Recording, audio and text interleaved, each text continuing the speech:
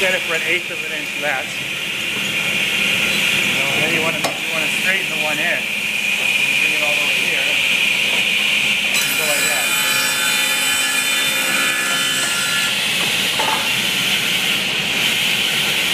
Now got a straight edge. Yeah, 100%, 90 degrees this way and straight. Yeah, that's nice. 90 degrees, 100%. I'm telling you, it's perfect.